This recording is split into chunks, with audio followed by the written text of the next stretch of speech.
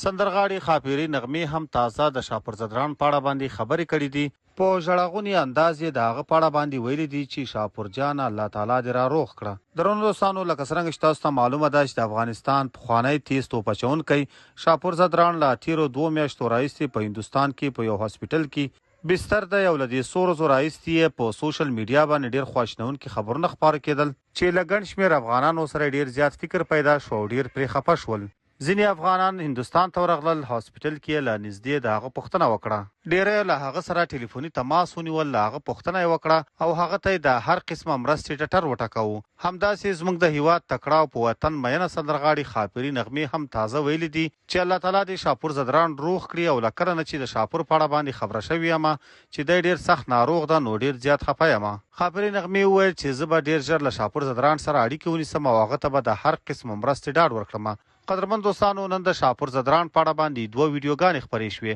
چې وایي حشمت الله شهیدي خپره کړه چې په هغې کې لیدل کېدل چې حشمت الله شهیدي له شاپور زدران سره غږیږي او د هغه د صحت احوال اخلي. او بله د ټیلو نیوز رئیس محمدي صاحب خپره کړه چې په هغه کې هم لیدل کېدل له شاپور زدران سره خبرې کوي او د هغه د روغتیا احوال اخلي. محمدي صاحب چې کومې خبرې له شاپور زدران سره کولې، په هغه کې ښکارېدل چې شاپور زدران صحت د ښه کېدو په لور روان ده او افغانانو ته هم یو امید وربخي چې شاپور زدران به انشاءالله ډېر ژر روغ شي. پرون BBC نیوز هم یو ریپورت خپور کړی و چې په هغې کې ویلي و چې د شاپور زدران روغتیایي حالات ښه نه دی، خو کورنۍ او ډاکټران یې وایي چې انشاءالله ښه به شي او کورنۍ یې وایي چې ډاکټرانو راته د شاپور د ښه کېدو ډاډ راکړی. لنډه دا نن چې کوم خبرونه د شاپور زدران په اړه باندې په سوشل میډیا خپاره شوي دي، له هغو څخه دا معلومیږي چې انشاءالله شاپور زدران به زر روغ شي او یو ځل بیا به زموږ او ستاسو په منځ کې ناست دي. الله تعالی دې شاپور زدران ته شفای عاجله او کامله ورکړي او الله تعالی دې ټولو هغه افغانانو ته اجر ورکړي چې چا یې پوښتنه کړې ده او چا ورته